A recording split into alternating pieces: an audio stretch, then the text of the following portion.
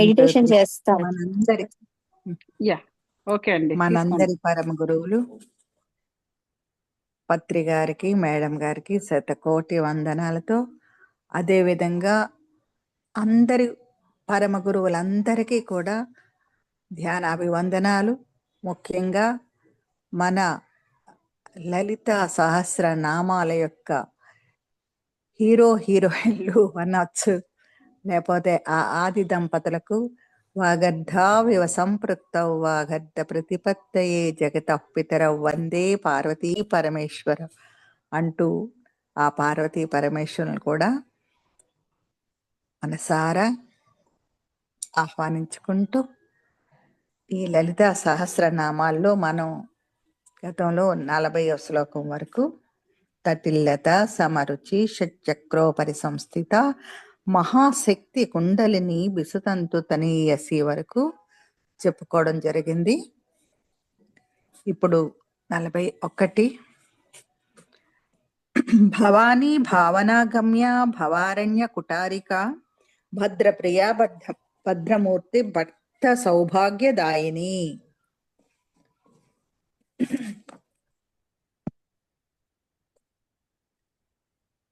పెద్ద బుక్ లో కూడా ఒకసారి ఓపెన్ చేసి ఉంచుతాను.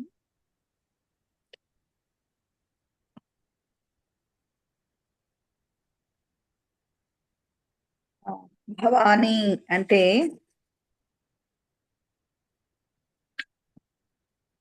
మూలాధార ఏకనిలయ అవంతా అయిపోయింది. భవాని తటిల్లత సట్చక్రోప సంస్థిత అయిపోయింది. ఇప్పుడు మహాశక్తి కుండలిని విసుతంతు తనీయసి అయిపోయింది. సారాంశం భవాని అంటే ఇక్కడ ప్రపంచం తనలో కలది. భావనా గమ్య భావం ద్వారా గ్రహించలేనిది. భావనా గమ్య అంటే భావం ద్వారా గ్రహించలేనిది. భవారణ్య కుటారిక అంటే సంసారం అనే అరణ్యాన్ని తెగనరికే గొడ్డలి వంటిది. భద్రప్రియ శుభాలను కలిగించడానికి ఇష్టపడేది. భద్రమూర్తి శుభాలే స్వరూపంగా కలది. భక్త సౌభాగ్యదాయిని భక్తులకు శుభాలను అనుగ్రహించినది. ఇక్కడ భవాని భౌని భార్య అంటే శివుని భార్య, అది కూడా ఒక అర్థం. భావన అంటే ధ్యానము లేక ఉపాసన చేత. గమ్య పొందదగినది, అగమ్య పొంద సత్యము కానిది అని భావనా గమ్య. అన్నమయ్య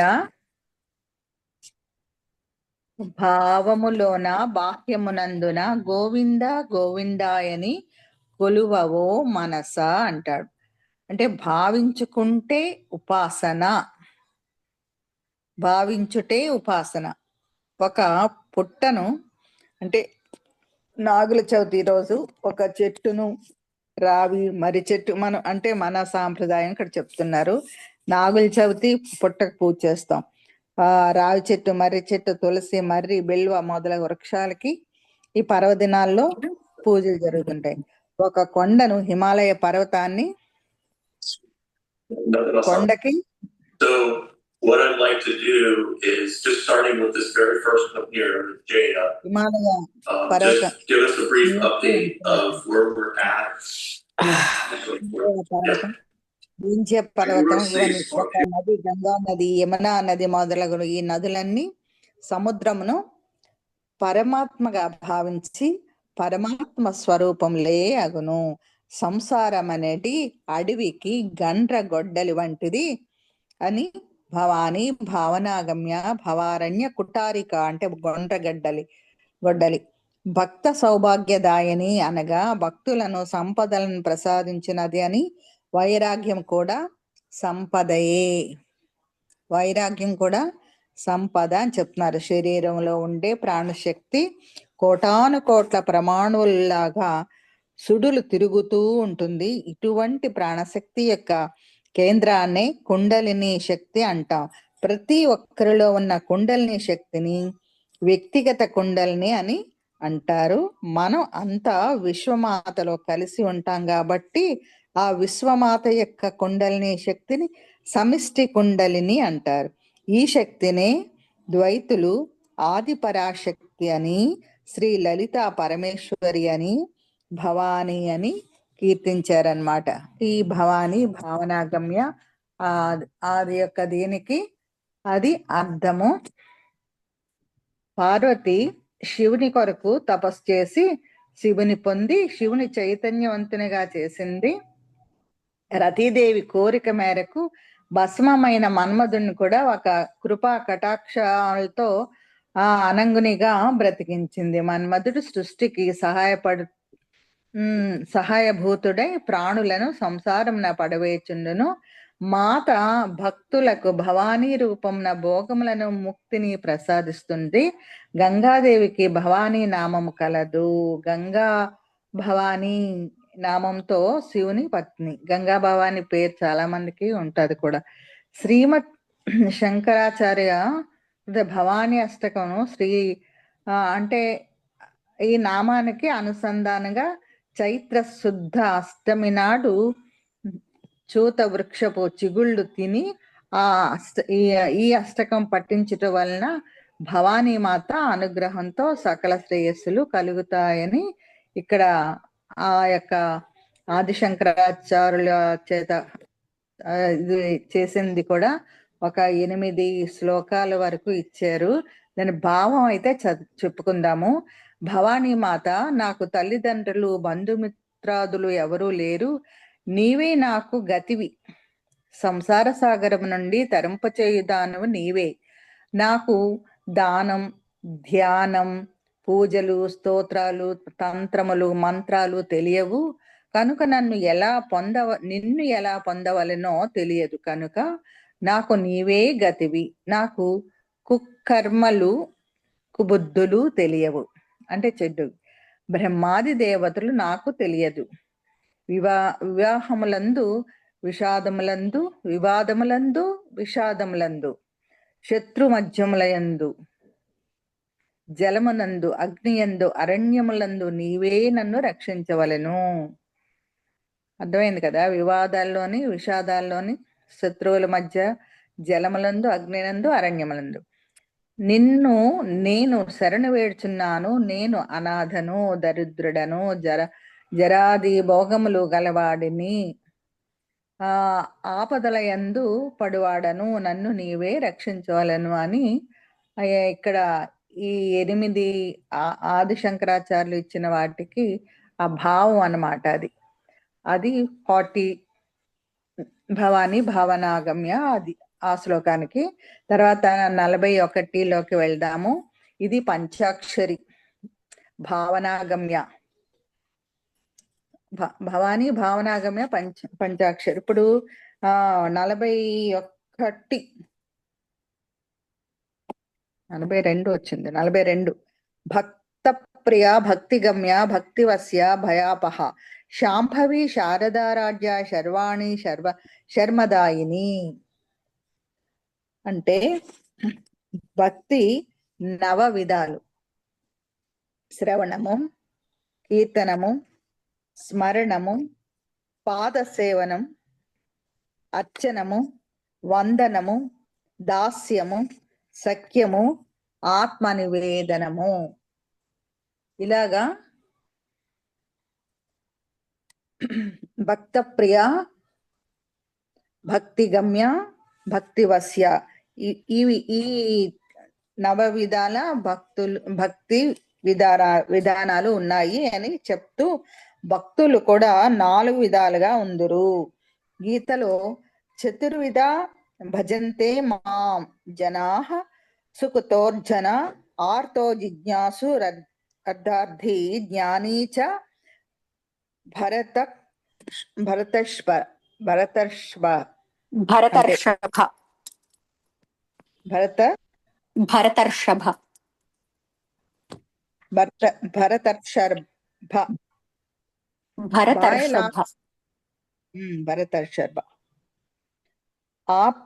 ఆపదలోనున్నవారు తత్వవేత్త, ఆపదలో ఉన్నవారు తత్వవేత్త, అర్థకామి, వీళ్ళు 9 జ్ఞాని. వీళ్ళు 9 వీరు పరమాత్మను సేవింతురు. ఈ నలుగురిలో పరమాత్మకు జ్ఞాని అంటే ఎక్కువ ఇష్టము.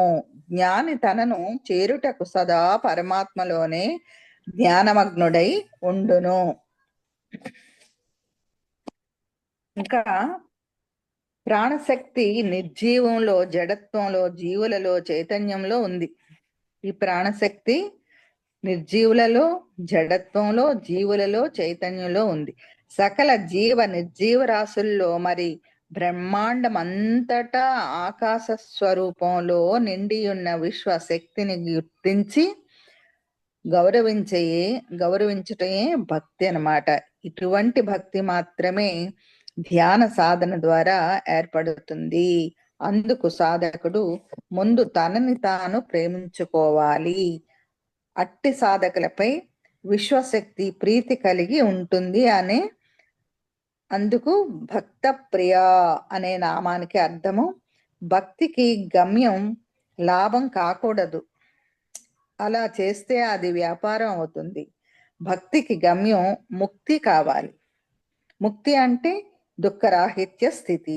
ఇలాంటి సాధకులకు మాత్రమే భక్తి వశమవుతుంది అని భక్తి వశ్య అన్న నామం చెప్తుందన్నమాట. భక్తి వశ్య భక్తికి ఆధీనురాలు. మార్కండేయుడు భక్తితో మహామృత్యుంజయ మంత్రమును జపించి దీర్ఘాయువు అయ్యను.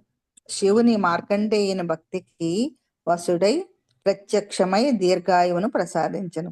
భక్తికి పరాకాష్ట భాగవతము. భక్తికి పరాకాష్ట భాగవతం అంట. భాగవతం కథలన్నీ భక్తే అక్కడ. అంటే ప్రహ్లాదుడు చాలా మంది ఉంటారు. ఇంకా సకల శుభాలను కలుగు చేసేది శాంభవి.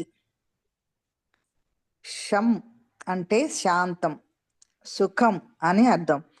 అంతరేంద్రియ అంటే మనసు, బుద్ధి, చిత్త, అహంకారాలు. నిగ్రహం అంటే శాంతం వస్తుంది. నిశ్చల నిశ్చిత్తంతో ధ్యానం చేస్తే సాధకుడు మనసు శూన్యం అవుతుంది. శూన్య స్థితి శాంభవి ముద్ర, శాంభవి స్థితి. బ్రహ్మాండ స్వరూపాన్ని అవగాహన చేసుకున్న వారిచే ఆరాధించబడే శక్తిని శారదారాజ్య అన్నారనమాట. సాధకునిలోని దుష్ట ప్రవర్తనలన్నింటినీ సంహరించే శక్తిని శర్వాణి అని కీర్తించారు. శర్వాణి మనలో ఉన్న నెగిటివ్ థాట్స్ అనే దుష్ట వ్యవస్థను సరిచేస్తుంది. శర్మ అనే పదానికి చిత్తం, నిశ్చల తత్వం అని అర్థం. దీపం వెలిగించాక దానిపై ఒక గ్లాసు బోర్లిస్తే అది ఎటు కదలకుండా ఎలా ఉంటుందో, అంటే చిమ్నీ అన్నమాట. గ్లాస్ అంటే చిమ్నీకి పైన ఇది ఉండదు. అదే గ్లాస్ అయితే వెంటనే ఆరిపోద్ది, ఎందుకంటే ఇంకా లోపల గాలి వెళ్ళదు కాబట్టి. అలానే మనం నిశ్చలత్వాన్ని సాధించుకోవాలి. ప్రతిరోజు ధ్యాన సాధన ద్వారా చిత్తవృత్తులు నిరోధించు వారికి నిశ్చల తత్వం వస్తుంది అని శర్మదాయిని అనే నామానికి అర్థం. భయాపహ భయములను నివారించినది. ప్రకృతి వైపరీత్యములు అంటే సంభవించినప్పుడు, వ్యాధులు సంభవించినప్పుడు సహజంగా భయం కలుగుతుంది. ఈ భయములను శ్రీమాత ఉపాసించు వారిని బ్రహ్మానందమును పొంది భయమే ఉండదు. మొన్న కరోనా టైం అలాంటివి అన్నమాట. అందరూ సగం భయంతోనే వెళ్ళిపోయినట్టు అయింది. చాలా మందికి అసలు దాని తీవ్రత కంటే భయమే ఎక్కువ ఇది చేసింది. అలాగా తుమ్మెద పురుగును తెచ్చి ఝంకార నాదం చేసి దానిని తన వలనే తుమ్మెద చేయును. ఆ విధముగానే భగవంతుని నామస్మరణ వలన మనిషిని అంటియున్న సకల దుఃఖములు, భయములు తొలగును. అంధకారమనే అజ్ఞానము నుండి బయటపడి పరమాత్మ స్వస్వరూపునిగా చేయును. 8 సంవత్సరముల వయసు గల కన్యకను శాంభవి అందురు. నవరాత్రుల్లో 7వ రోజున 8 సంవత్సరపు కన్యకు శాంభవిగా భావించి ఆరాధించు. ఆరాధించరు అని ఇక్కడ మనకి ఈ శ్లోకానికి ఇది అర్థం అన్నమాట. ఏ శ్లోకానికి?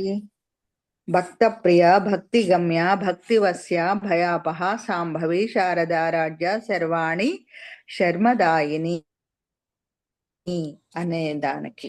ఇప్పుడు మనం 43 శాంకరి శ్రీకరి సాధ్వి శరత్చంద్ర నిభానన శాతోదరి శాంతిమతి నిరాధార నిరంజన. ఇక్కడ ఏంటంటే శాంకరి సుఖాన్ని కలిగించేది, శ్రీకరి ఐశ్వర్యాన్ని కలిగించేది, సాధ్వి సకల ఫలాలను సాధింపచేసేది, శరత్చంద్ర నిభానన శరత్కాలపు పూర్ణ చంద్రుని వంటి వెలుగులు కలిగించున్నది, శాతోదరి శాతోదరి ఆకు వంటి పొట్ట కలది.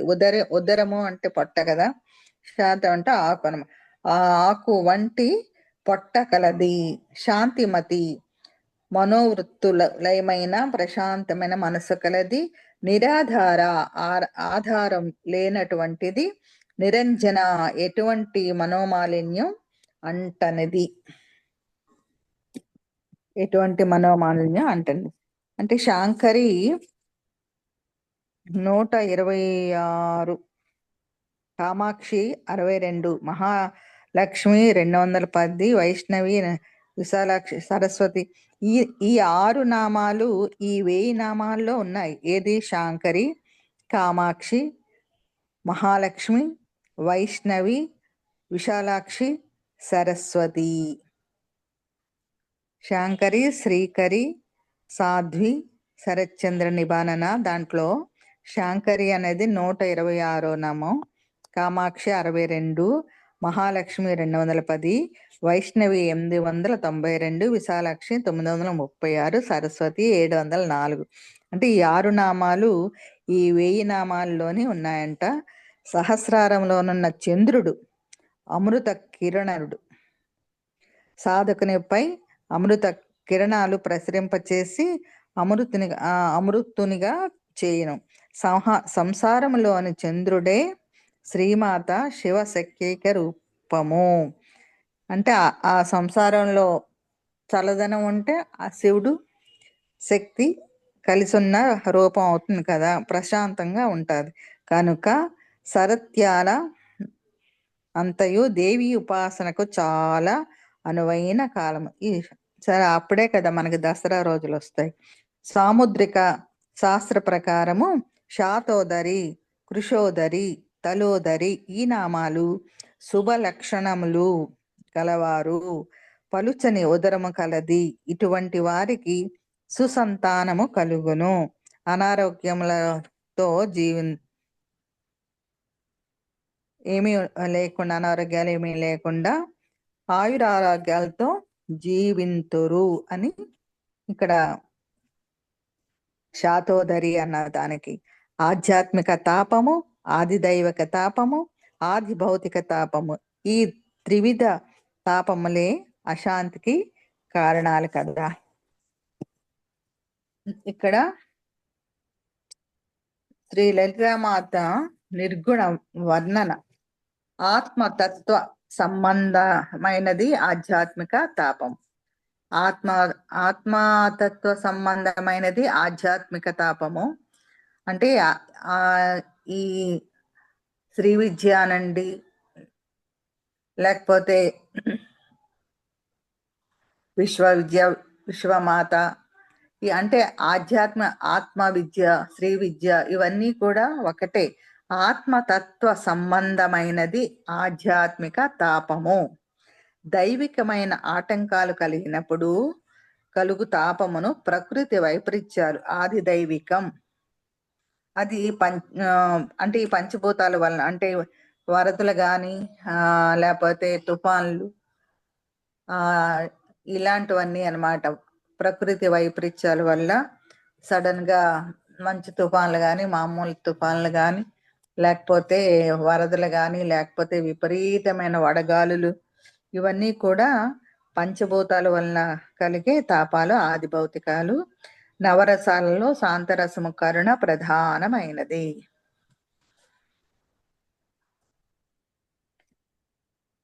ఆధ్యాత్మిక తాపము, ఆది దైవిక తాపము, ఆది భౌతిక తాపము. ఆది భౌతిక తాపము అంటే మరి ఆది భౌతిక తాపం అంటే ఇండివిజువల్ గా ఎవరికైనా మనస్సు అంటే ఒక శరీరానికి గాని మనసుకు గాని ఆ యొక్క బాధ కలిగినప్పుడు దానిని ఆది భౌతిక తాపము అంటారనమాట. అంటే ఏదైనా జ్వరాలు జబ్బులు ఏవైనా రావచ్చు, లేదంటే మనకి విపరీతమైన శత్రుత్వాలు, ఎవరితో అయినా ఇబ్బంది విభేదాలు, అవన్నీ కూడా వాటి వల్ల ఎంతో సఫర్ అవుతూ ఉంటారు అవి జరిగినప్పుడు. అలాంటప్పుడు కూడా అది ఆది భౌతిక తాపము. ఈ త్రివిధ తాపాలే అశాంతికి కారణాలు. ఈ 3 తాపాలు కూడా అశాంతికి కారణాలు అని చెప్తున్నారు. అలాగా గొప్ప శారీరక మానసిక సంతోషం కలిగించే శక్తిని శాంకరి అంటారు. తద్వారా మనసు కూడా చాలా ప్రశాంతత పొందుతాం.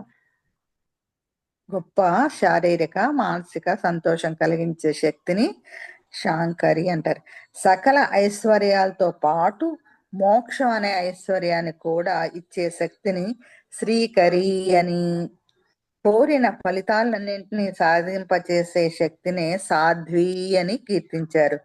శరదృతువుల్లో ఆకాశం చాలా నిర్మలంగా స్వచ్ఛంగా ఉంటుంది. ఆ కాలంలో పౌర్ణమి చంద్రుడు అద్భుతంగా నిండుగా ప్రకాశిస్తాడు. ధ్యాన సాధన ద్వారా మనసు శరదృతువులోని ఆకాశంలా నిర్మలం అయినప్పుడు పరిపూర్ణ చంద్రోదయం వలె ఆత్మ సాక్షాత్కారం కలుగుతుందని శరత్చంద్ర నిభానన అనే నామంకి అర్థం అన్నమాట. మనసుకి చంద్రుడికి అవినాభావ సంబంధం ఉంటుంది. పున్నమి చంద్రుణ్ణి చూసినప్పుడు మనస్సు ఎంతో ఆహ్లాదంగా ఉంటుంది. అలాగే మనకు ఆత్మ సాక్షాత్కారం కలిగి అదే ఆనందం కలుగుతుంది అని ఈ నామానికి అర్థం అన్నమాట.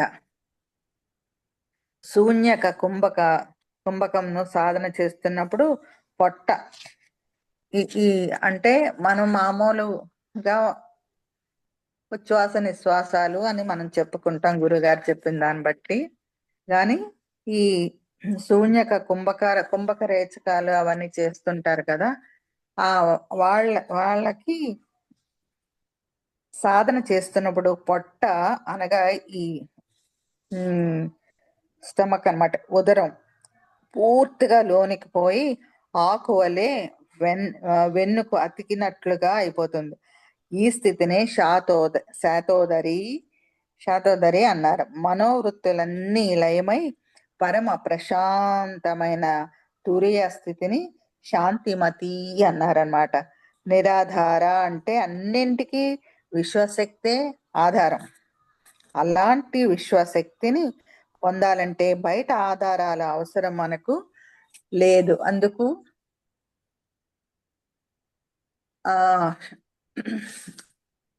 ఆ నామానికి ఆ యొక్క అర్థము. నేను ఇక్కడ ఎందుకంటే పేజీలు తిరిగేస్తున్నాను, ఎందుకంటే వీటన్నిటికీ ఒక సారాంశము అని ఇచ్చారు. అది కూడా ఒకసారి నేను చెప్పదలుచుకున్నాను, చెప్తాను ఇది అయిపోయిన తర్వాత. మన లోపల జరుగుతున్న శ్వాసను గమనిస్తే చాలు. ఆలోచనల పరంపర ఆగి తర్వాత శ్వాసను గమనించే ఆధారం కూడా అవసరం లేదు. ఏమీ లేని స్థితిలోనే అంతటా నిండి ఉన్న విశ్వశక్తిని పొందుతాం. అందుకే వత్తి దీపం నుండి జ్ఞాన దీపం వరకు ఎదగాలి. ఆ జ్ఞాన దీప వెలుగులో అందరినీ చైతన్య స్వరూపులుగా చూడగలగాలి. మనస్సులో రాగద్వేషాలు ఉంటే అవే మనోకర్మ మాలిన్యాలు లేక అంజనాలు. మనస్సుని రాగద్వేషం లేని నిర్మల నిష్కళంక స్థితిలో ఉంచి సాధన చేయమని నిరంజన అనే నామం చెప్తుంది. అంజన అనగా కాటుక, కాటుక నల్లగా ఉండును అనగా అజ్ఞానమును అంజనంతో పోలిక. ఈ అజ్ఞానమే మాయ సంబంధమైన ఈ లోకము. నిరాధారకి భగవద్గీతలో 9వ అధ్యాయంలో 4వ శ్లోకం కూడా ఇచ్చారన్నమాట. అలాగా దీనికి ఈ ఈ ఇక్కడ ఏంటంటే ఇప్పటి వరకు ఈ కుండలిని లలితాదేవి కుండలిని శక్తి దాని గురించి అయింది కదా. ఇప్పుడు తర్వాతది శ్రీ లలితామాత నిర్గుణ వర్ణన 132వ నామం నుండి 198వ నామం వరకు నిరాధార, నిరంజన అవన్నీ వస్తాయి. అయితే ఇప్పటి వరకు మనం చెప్పుకున్న దాంట్లో సారాంశం ఏంటంటే శ్రీ లలితామాత భవానీ రూపంలో భక్తులకు భోగ భాగ్యములతో పాటు ముక్తిని కూడా అనుగ్రహించును. శ్రీమాతను సగుణ నిర్గుణాలలో దేనినైనా ఉపాసించి గమ్యమును అంటే ముక్తిని పొందవచ్చును. ముక్తిని పొందుటకు సంసారారణ్యము నుండి దాటవలెను. అందుకు మాత ఈ అరణ్యమునకు కుటారము వంటిది అంటే గండ్రగొడ్డలి వంటిది.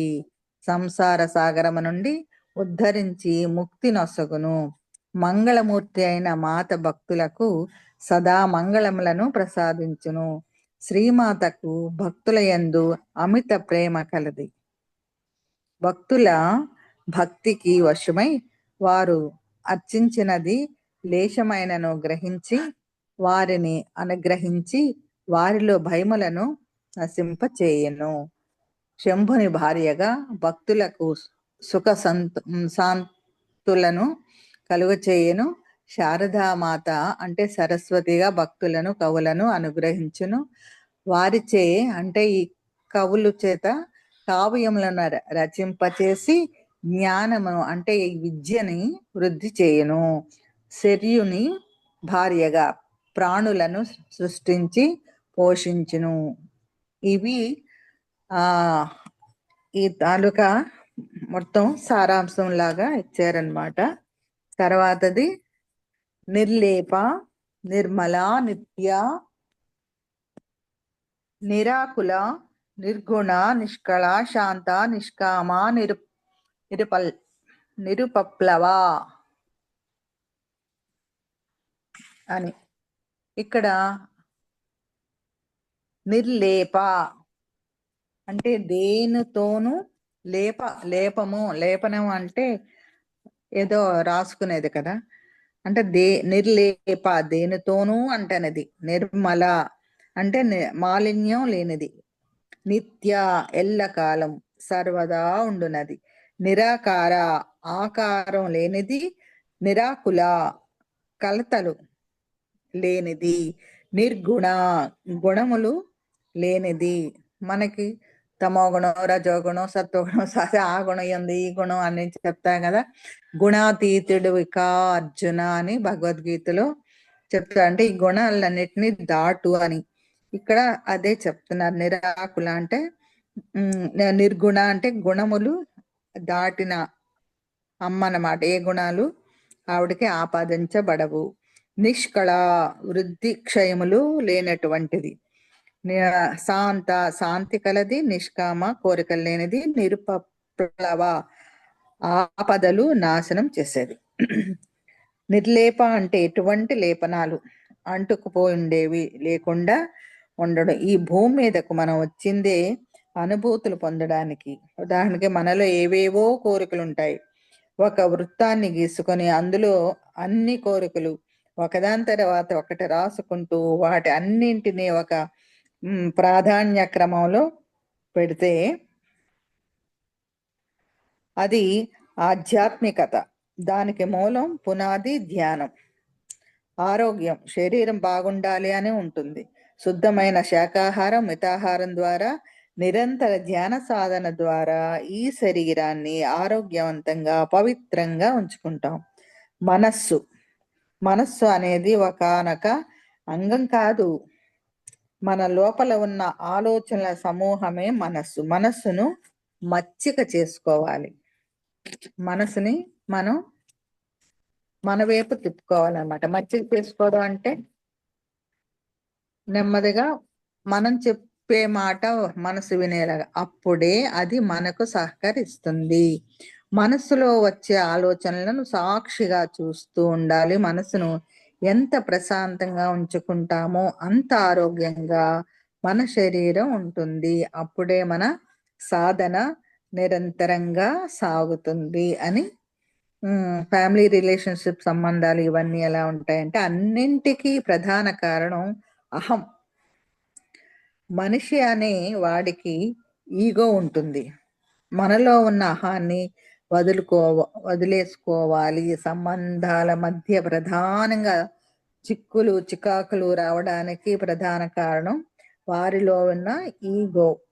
అరిషడ్వర్గాలను జయించినప్పుడు అన్ని పర్సనల్ రిలేషన్షిప్స్ బలంగా నిలబడతాయి.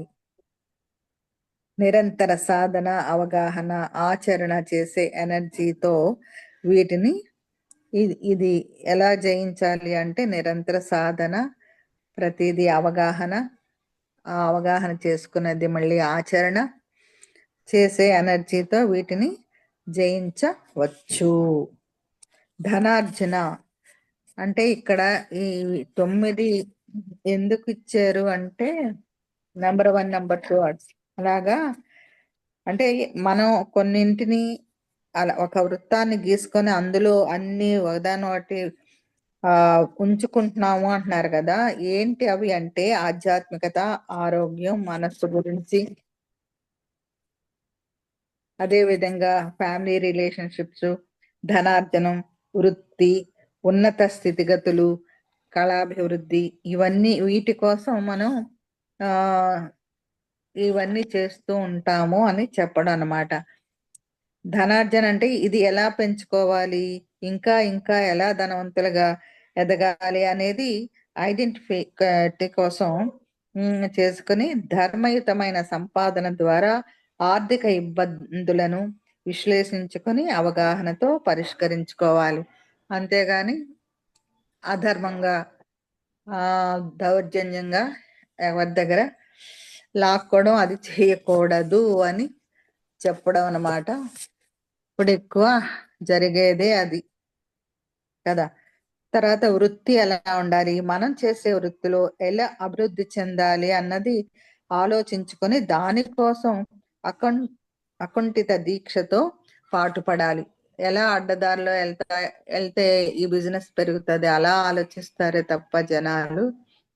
అందుకే ఇన్ని చాలా చాలా అంటే ఏంటంటారు, కలుషితం అవుతున్నాయి కదా అన్ని. ఏది చూసినా సెల్ ఫోన్లోని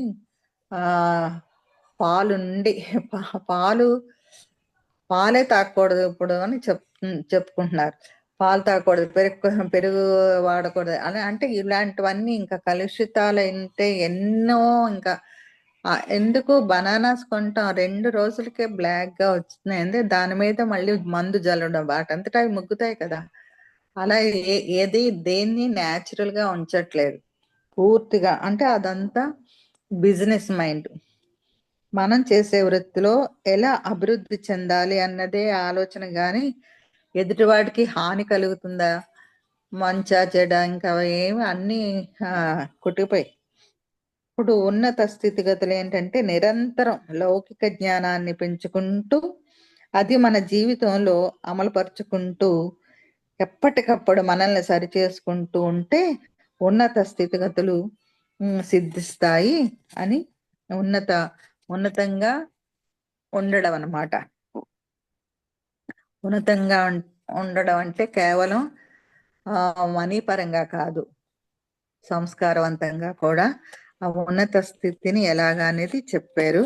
కళాభివృద్ధి, ప్రతి ఒక్కరిలోని ఏదో ఒక కళ దాగి ఉంటుంది. మనలో ఏ కళ ఉందో తెలుసుకొని ఆ కళలో ప్రావీణ్యం పొందాలి. కొందరికి సంగీతం ఇష్టపడుతుంది, కొందరు డాన్స్, చిత్రలేఖనం, అలా ఒక్కొక్కరికి ఒక కళ లోపల ఉంటుంది. వంట కూడా బ్రహ్మాండమైన కళ. ఆఖరికి దొంగతనం కూడా ఒక కళ. 64 కళల్లో అది కూడా ఉన్నదంట. అలా అంటే ఏ కళ ఉందో దానికి ప్రాధాన్యం అంటే నేను చెప్పిన లాస్ట్ అది కాదు దాని అర్థం, కానీ అలా విన్నాను నేను. కొత్త విషయాలు నేర్చుకోవటం ఒకటి, ఎప్పటికప్పుడు మనల్ని మనం అప్డేట్ చేసుకోవాలి. కొత్త కొత్త విషయాలు నేర్చుకుంటూ మనలో ఉన్న క్రియేటివిటీకి పదును పెట్టాలి. అజ్ఞానం ద్వారా మనమే కర్మలు అంటించుకుంటున్నాం. ఇది ఇప్పుడు అనుభవిస్తే మళ్ళీ రాదు అని అర్థమైతే కర్మ బంధాలు లేకుండా నిర్లిప్తంగా ఉంటాము. ఇది ఈ నిర్లిప్తత అన్నదానికి అర్థం అన్నమాట. నిర్లేప అంటే ఏ లేపనాలు లేకపోవడం. ఈ నిర్లిప్తత అజ్ఞానం ద్వారా మనమే కర్మలు అంటించుకుంటాం. ఇది ఇప్పుడు అనుభవిస్తే మళ్ళీ రాదు అని అర్థమైతే కర్మబంధాలు లేకుండా నిర్లిప్తంగా ఉంటాం. శ్వాసను విడిచినంత తేలికగా కర్మ బంధాలను కూడా వదిలేసి తామరాకు మీద నీటి బొట్టులా ఉండాలి. దీనికి మార్గం సాధన ద్వారా అంతర్ముఖులు కావడమే అని ఇక్కడ చెప్పడం అయింది. తర్వాతది నిరాకార, నిర్లేప, నిరాకార. ఆకారం లేనిది, అన్ని ఆకారాల్లోనూ అంతర్యామిగా చైతన్యంలో ఉండేది. అందరిలోనే ఉంది కదా. కుండకు ఆకారం ఉంది కానీ మట్టికి ఆకారం లేదు. భౌతికమైన వాటికి ఆకారం ఉంటుంది కానీ ఆత్మకు ఆకారం ఉండదు. అంటే అందరిలోని ఆత్మతత్వంతో చైతన్య స్థితిలో ఉన్నది కానీ ప్రత్యేకించి ఆకారం అంటూ మరి కుండ మట్టితోని ఎన్నో వస్తువులు, అదే బంగారంతోని ఎన్నో వస్తువులు తయారవుతాయి. ప్రతి దానికి ఒక పేరు ఉంటది. ఇది గొలుసు, ఇది గాజు, ఇది అది. అలాగే మట్టికి కూడా ఇది కూజ, ఇది కుండ, ఇది ప్లేటు, అలా ఉంటాయి కదా. కానీ టోటల్ గా అన్నిటిలోనే ఉండేది ఆత్మతత్వమే అన్న జ్ఞానాన్ని ఉండాలి అని అంతర్ముఖంగా. దీనికి మార్గం సాధన. మనం అందరం ఈ సాధనలో ఉంటాం కాబట్టి ఇది ఈజీగా మనకు అర్థం అవుతూ ఉంటది. అదే సాధన లేని మామూలు మనుషులు, మామూలు వాళ్ళకి ఈ భాష వినడానికి కూడా ఇబ్బందిగా ఉంటది. ఎందుకంటే ఏంటి ఇలా మాట్లాడతారో అనుకుంటారు అన్నమాట. ఆ విధంగా కూడా జరుగుతూ ఉంటది. నిర్మల అంటే అజ్ఞానం అనేది మాలిన్యం లేకుండడం, పరిశుద్ధమైన చైతన్యంతో ఉండడం, మన నిత్య జీవన విధానంలో పంతాలు పట్టింపులు లేకుండా అహంకారం వదిలి అవగాహనతో అర్థం చేసుకుంటూ ఇంటా బయట ఉండాలి. బయట వాళ్ళతో అయినా ఇంట్లో వాళ్ళతో అయినా జట్పీస్ అన్నది మనకి చిన్నప్పుడు ఉండే. అంటే ఇంకా నీ కొన్నాళ్ళు వాళ్ళతో మాట్లాడరు, అంత చాలా స్ట్రిక్ట్ గా ఉంటారనమాట. కొన్ని ఫ్యామిలీస్ లో భార్యాభర్తలు కొంతసేపు మాట్లాడుకోరు. లేకపోతే అది పిల్లలు తల్లిదండ్రులు అంటే కొడుకులతో ఎక్కువ వస్తుంటది ఇలాగా. ఎందుకంటే కూతురు ఎలాగా కొన్నాళ్ళు ఇంట్లో ఉండి వెళ్ళిపోతుంది కాబట్టి కూతురులతోని కూడా వస్తుంది. ఎందుకంటే వాళ్ళ అమ్మాయిని మాకు ఇవ్వలేదు, మా ఏదో అలాంటి గొడవలు, లేకపోతే ఆస్తి గొడవలు, ఇంకేవో గొడవలు అలా ఇంక మాట్లాడుకోరు. ఫ్యామిలీస్ మధ్య తగులు, లేకపోతే స్నేహితుల మధ్య తగులు, వ్యాపారంలో పార్ట్నర్స్ మధ్య అలాగా ఉంటాయి. అవన్నీ ఈ అవగాహన అర్థం చేసుకోవడం అంటూ ఇంట్లోనే ఉంటాయి, బయట ఉంటాయి. అర్థం చేసుకుంటూ వెళ్తే అహంకారం వదిలితేనే నేను చెప్పాను, నా మాటే నెగ్గాలి అనుకుని అది పట్టుదలగా ఉంటే ఇంకా అలాంటప్పుడు పట్టుదల వస్తుంది అనమాట. అలాంటప్పుడు కొన్నాళ్ళు అలాగా సైలెన్స్ అయిపోతారు ఎవరికాళ్ళు. తర్వాత ఎవరో కలుపుతారు, లేకపోతే వాళ్ళంతటా వాళ్ళే కలుస్తారు. అలాంటివన్నీ జరుగుతూ ఉంటాయి. అది నిర్మల అనే దానికి. నిరాకార కూడా ఆకారం లేనిది, అన్ని ఆకారాల్లోనూ అంతర్యామగా చైతన్యంతో ఉంటుంది. కుండ ఇవన్నీ చెప్పుకున్నాం కదా, మట్టి కుండ ఇవన్నీ ఇలాగా ఆకారం గురించి. అలాగే ఈ అహాన్ని వదలం గురించి ఇప్పుడు అనుకున్నాము. ఇక్కడతో ఈ శ్లోకంలో నిర్లేప నిర్మల వరకు చెప్పుకున్నాము. నిర్గుణ నిర్మల, నిత్య, నిరాకార, నిరాకుల, నిత్య. నిర్గుణ కూడా, ఆత్మకు ఎలాంటి గుణాలు ఉండవు. మనిషి ఎంతటి పశు ప్రవృత్తి కలిగిన వాడైనా తనదైన దివ్య జ్ఞానాన్ని కలిగే ఉంటాడు. మనస్సుకు తమో రజో సత్వ గుణాలు ఉంటాయి. ఈ గుణాలన్నింటినీ మనం అదే భగవద్గీతలో గుణాతీతుడివి కా అర్జున అని చెప్పినట్టు దాటుకొని శుద్ధ సాత్విక స్థితికి చేరుకుంటాడు. ఏ గుణంలో ఉన్న వాళ్లను ఆ గుణంలోనే వ్యవహరించనివ్వాలి. ధ్యాన సాధన ద్వారా అన్ని గుణాలను జయించి నిర్గుణంగా ఉండే స్థితికి ఎదగాలి. నిష్కళ అంటే ఆత్మకు వృద్ధి క్షయము లేవు, అంటే కళలు లేనటువంటిది. ఆత్మ ఒకప్పుడు గుణంతో గాని మరొకప్పుడు గుణరహితంగా గాని లేదు. తేజోవంతంగా గాని తేజో విహీనంగా గాని సుఖ దుఃఖాలు చీకటి వెలుగులు వంటి ద్వంద్వరహితమైనవి అటువంటివి వృద్ధి క్షయములు లేని ఆత్మ నిష్కళమైనది కనుక సాధకుడు మనస్సును ఎప్పుడు నిష్కళంగా ఉంచుకోవాలి అని నిష్కళంగా వరకు.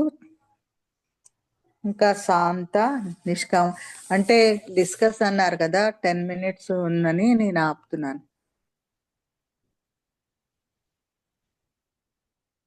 ఓకేనా? లేకపోతే ఈ ఈ ఈ శ్లోకాన్ని పూర్తి చేసేనా? అది పూర్తి చేసేనా అండి.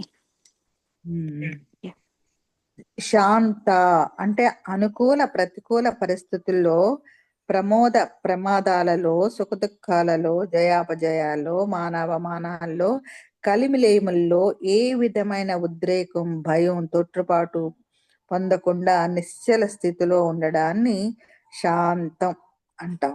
అన్నిటికంటే విలువైనది పరమ ప్రశాంతమైన నిశ్చలమైన మనస్సు.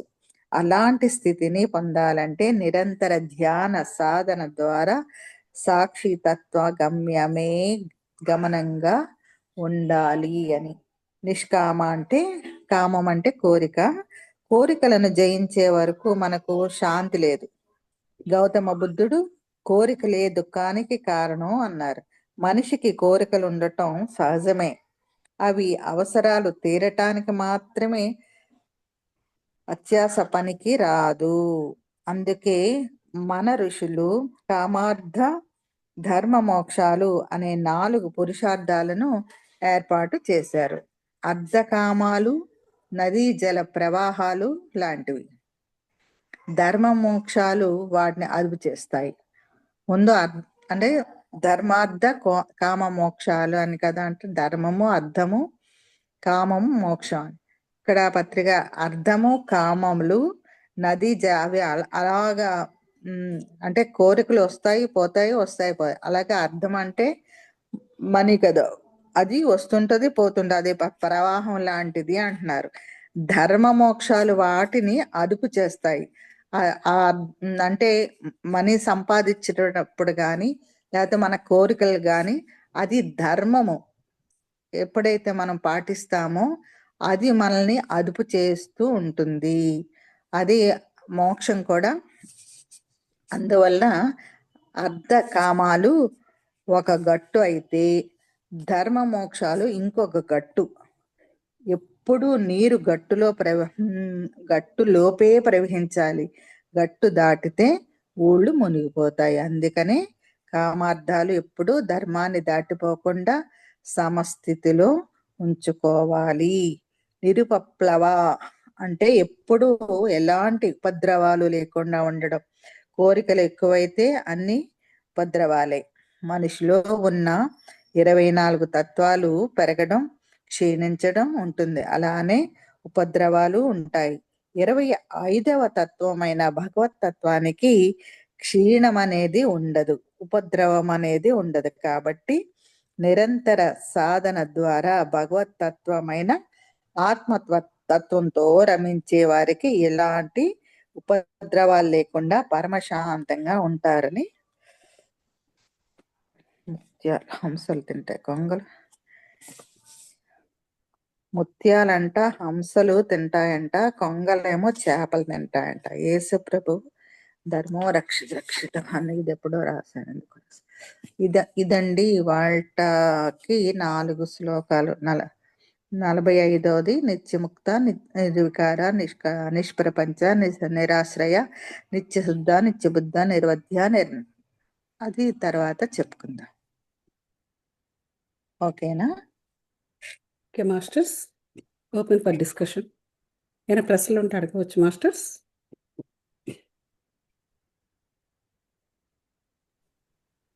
నాకు యాక్చువల్లీ శాంకరి చాలా ఇష్టమైన నామము. బాగుంది. సుఖము. సో మీరు ఎల్లప్పుడూ సుఖంగా అని చెప్పారు కదా, ఇంకా ఏమన్నా దానికి చెప్తారా? ఇంకా డీపర్ మీనింగ్. నేను అదే చూస్తున్నాను. శాంకరి సుఖాన్ని కలిగించేది అన్నారు. శాంకరి ఇందులో చూద్దాం అయితే. పెద్ద బుక్కులో చూస్తాను, మరి నేను అప్పుడు రాసింది. ఓకే. నాకు ఒక క్వశ్చన్ ఉందండి. చెప్పండి. మీరు ధర్మము అన్నారు కదా, ఇప్పుడు అది జనరల్ క్వశ్చన్ ఇది. కర్మ, చెప్పండి. కర్మ, ధర్మం. ఇప్పుడు కర్మ అంటే మనం చేసే పని, ధర్మం, ధర్మాన్ని మనం ఫీల్ అవ్వాలి. ఇది ధర్మం, ఈ పని చేయడము ధర్మం, ఈ పని చెయ్యకపోవడము ధర్మం, ఆ పని చేస్తే అది అధర్మము. అంటే ఇది లోపలి ఇన్నర్ ఫీలింగ్. అవునండి. అంటే ఈ ధర్మము కర్మము రెండు రిలేటెడ్ కదా, are very close, are interconnected లా అనిపించట్లే? అంటే మన ఫీలింగ్ మీద ఆధారపడే కదా మన భావన, కొన్ని ఆలోచన భావన మీద ఆధారపడి మనం కర్మ చేస్తున్నాం. అన్నారు మరొక్కసారి అనండి. ధర్మము, ధర్మము, కర్మము, కర్మ కర్మ కర్మ ఎందులో ఈ 4 కర్మ లేదు. లేదు, ధర్మార్థ కామ మోక్షాలు. ధర్మార్థ కామ మోక్షాలు 4 లేదు. మోక్షము రెండు కూడా పక్క పక్కన పెట్టారు. మనం చేసే కర్మ ఏ కర్మ అయినా ధర్మంగా ఉండాలనే కదా మరి చెప్తున్నారు. ఇంత మనం ఆ జ్ఞానం పొందింది అంటే ఇక్కడ కర్మము ధర్మము రెండు కూడా మనుషులు. ఇప్పుడు ఆ ధర్మము అనేది కూడా ఇట్స్ అ ఫీలింగ్ కదా. నేను ఈ చేయబోయే ఈ పనిని ఇది ధర్మంగా అనిపించాలి కదా. ఇది ధర్మము, నేను ఇలా చేయడము ధర్మము అని, ఇలా చేయడమే ధర్మము అని ఫీల్ అయ్యి కదా మానవుడు చేస్తాడు. మొత్తం అదే అండి. ఒక పని ఉంటది, మనల్ని ఎవరో ఏదో చేశారు, సో మనం రివెంజ్ తీసుకోవాలి. అది నాకు మీకు ధర్మంగా అనిపించవచ్చు. వాడు నాకు అది చేశాడు కాబట్టి నేను రివెంజ్ తీసుకుంటాను అనుకొని ధర్మం అనిపిస్తుంది మీకు. అనిపించి వాడు ఆ కర్మ చేస్తాడు, ఏదో ఒక కర్మ XYZ. అంతే. అంటే ఇప్పుడు ఈ ధర్మము అని వీడి ఫీల్ మీదే ఉంది. అంటే ఆ భావము, భావోద్వేగము, భావనా క్షేత్రము. సో ఇది ఆ ధర్మము. అంటే ఎగ్జాక్ట్గా అసలు ఏది ధర్మము అనేది మనకి తెలిసి ఉండాలి. కానీ వీడి ఏది ఫీల్ అయితే అది ధర్మం కావచ్చు కాదు కదా. కాదు. కానీ ఆ ధర్మం అనే ఫీలింగ్ తో, నేను ఇలా చేయడము ధర్మము అనే ఫీలింగ్ తోనే వీడు కర్మ చేస్తాడు. అంటే ఆ రెండు కూడా ఇంటర్ కనెక్ట్ అయి ఉంది అక్కడ. అందరికీ అలా ఉండదండి. నేను రెవెంజ్ గురించి ప్రేమ పోని, ఓకే, ప్రేమ తీసుకుందాం. ఒక వ్యక్తిని ప్రేమించడం, ఇట్స్ ఆల్సో ఏ ఫీలింగ్. ఈ వ్యక్తిని నేను ప్రేమించడం ఒక ధర్మము, ధర్మమైన పని నేను చేస్తున్నాను. సో ఎప్పుడైతే ఆ ఫీల్ వచ్చిందో వాళ్ళు ఆ కర్మ కూడా చేస్తారు, ప్రేమిస్తారు. ఇక్కడ కర్మ ధర్మము రెండు కూడా అక్కడ ఇంటర్ కనెక్టెడ్ గా, ఆ రెండు కూడా క్లోజ్ గా ఉన్నట్టుగానే ఉంది కదా. ఆ రెండింటి మధ్య తేడా లేనట్టుగా కనిపిస్తుంది అంటున్నా. పెద్దగా తేడా లేదు, ఎందుకంటే ఇందులో కా ఉంది, అక్కడ దా ఉంది. అలాగా అలా చూసుకుంటే అది ఒక అక్షరం తేడా, అక్షరం తేడాలోనే ఉంది. కానీ కర్మ అనేది వేరు, ధర్మం అనేది వేరేనండి. చాలా అంటే ఇది శాస్త్రాల్లో ఉన్నది. ఏది చెయ్యాలో అది చెయ్యకుండా ఇంకోటి చేస్తున్నారు. అలా ఇప్పుడు శాస్త్రంలో ఉన్న అసలైన ధర్మం ఏది అన్నది ఒకటి కాదు, ఎందుకు తెలియదు? మనం తిరగేస్తుంటుంటే తెలుసుకుంటున్నాం కదా, బుక్స్ లో గ్రంథాలు చదువుకుంటుంటే. ఏది తెలియకుండా ఉన్నవాడికి వాడికి ధర్మం ఏదో అధర్మం ఏదో తెలియదు గాని, ఇప్పుడు అంతెందుకు కన్నప్ప ఉంటాడు కదా, ఉమ్. భక్త కన్నప్ప ఉన్నాడు ఉన్నాడు. ఉన్నారు కదా. అవునండి. అతనికి ఆ ఆ, అతను ఏం చేశారు? మాంసం తీసుకొచ్చి శంకరుడికి నైవేద్యం పెట్టాడు. ఉమ్, అది కేవలం అతని యొక్క వ్యక్తిగత భక్తి భావన. ఉమ్, అతనికి అది ధర్మమా అధర్మమా తెలియదు. ఉమ్, ఎందుకంటే అతను నాకు చదువు రాదు, ఏమీ రాదు, నాకు ఒక మంత్రం తెలీదు, ఏమీ తెలీదు. కానీ ఉమ్, నీకు నేను అంటే అనుకోకుండా భక్తుడవుతాడనమాట. ఉమ్, ముందు అయితే చాలా అసలు భక్తిలే, దేవుడు లేడు అన్న మనిషి పరమ భక్తుడవుతాడు. అతనికి ఏ ధర్మం అవన్నీ తెలీదు, కానీ ఉమ్, ఆ పని చేస్తాడు. మాంసం తీసుకెళ్లి నైవేద్యంగా పెడతాడు అతను. ఉమ్. అంటే అక్కడ స్వీకరించాడా, శంకరుడు స్వీకరించడా, అదంతా తర్వాత. అది చూసిన వాళ్ళందరికీ ఎంత అధర్మంగా అనిపిస్తది, కానీ అతనికి పరమ ధర్మం.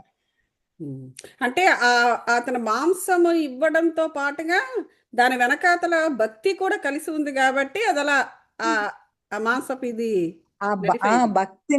భక్తిని మనకి చూపించడానికి అలాంటి కథలు భక్తి ఆ విధంగా ఉంటుంది సుమా అని. అది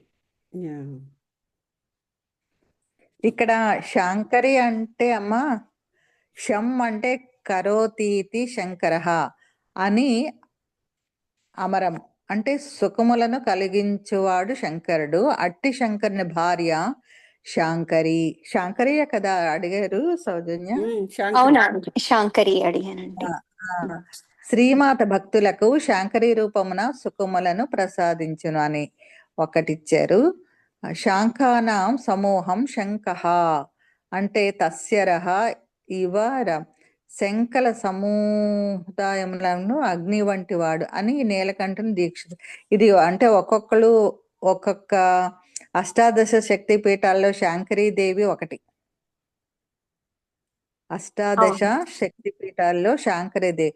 సతీదేవి దక్షయజ్ఞంలో ప్రాణములు లర్పించగా శివుడు ఆమె దేహాన్ని భుజమున పెట్టుకొని పిచ్చివాళ్ల తిరుగుతుండగా విష్ణువు సుదర్శన చక్రంతో సతీదేవి అంటే శక్తి దేహాన్ని 18 భాగాలుగా ఖండించెను. అవి అష్టాదశ శక్తి పీఠాలుగా భారతదేశం అంతటను పడినవి. అవి నేడు మహాపుణ్యక్షేత్రాలయ్యి భక్తులను ఆకర్షించుచున్నవి. అంటే లంకలో శాంకరీదేవి, లంకలో ఉంది శాంకరీదేవి అనే. అలాగా ఈ 18 కూడా ఎక్కడెక్కడ ఉన్నాయో ఇక్కడ ఉన్నాయి, కానీ ఇప్పుడు మనకి కావాలా? 18 అష్టాదశ పీఠాల్లో ఒకటి లంకలో ఉందా? అది శాంకరి. ఫస్ట్ అదేనండి. లంకాయాం శాంకరీ దేవి కామాక్షి కంచికాపురి ప్రద్యుమ్నే శృంఖళా దేవి చాముండా క్రౌచ పట్టణే అలంపురే జోగులాంబ శ్రీశైలే భ్రమరాంబిక కల్హాపురి మహాలక్ష్మి మాహుర్యే ఏకవీరిక ఉజ్జయినం మహాకాళీ పీఠికాయాం పురుహూతిక ఓఢ్యాయాం గిరిజా దేవి మాణిక్యాం దక్షవాటికే హరిక్షేత్రే కామారూపా ప్రయాగే మాధవేశ్వరి జ్వాలాయాం వైష్ణవీ దేవి గయాం మాంగళ్య గౌరికే వారణాస్యాం వశాలాక్షి కాశ్మీరే తు సరస్వతి అష్టాదశానుపీఠాని యోగీనాం దుర్లభాని చ సాయంకాలం పటే నిత్యం సర్వశత్రు వినాశనం సర్వరోగహరం దివ్యం సర్వసంపత్కరం శుభం.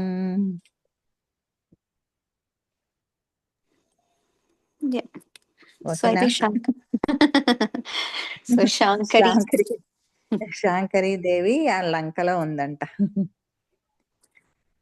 అయితే ఇంకా మొత్తం అష్టాదశ పీఠాలన్నీ చూడాలి అనుకునే వాళ్ళు లంకకు కూడా వెళ్ళాలి. శ్రీలంక వెళ్ళాలి. మీరు ఎప్పుడైనా వెళ్ళారా? లేదండి, శ్రీలంకకి ఆల్రెడీ నాకు మా బాబుకి మనీ కూడా కట్టిస్తాం. అప్పుడు మన ఎవరు నందప్రసాద్ గారు వేసినప్పుడు అప్పుడులోని మా మరిది గారు బాడీ వెకేట్ చేయడం అన్నమాట. ఓకే. ఇంకా అంతే, అప్పుడు ఆగింది. ఇప్పటి వరకు ఎందుకో సెట్ అవ్వలేదు. మొన్న కూడా 21st ఉందంట శ్రీలంక ట్రిప్, కానీ నేను 25th భువనేశ్వర్కి ఒక రిసెప్షన్ కి వెళ్ళడానికి టికెట్ తీసారు మా వాళ్ళు. ఓకే. ఓకే. That's fine. అదే అనుకున్నా. ఇంకేమైనా అది ప్రశ్నలు అది ఉన్నాయా మాస్టర్స్?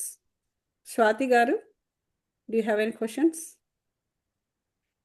సుశీల గారు ఆఖరిని వచ్చారు, రికార్డింగ్ ఉంటుందిలేండి. స్వాతి గారు, వసుంధర గారు, ఎనీ క్వశ్చన్స్?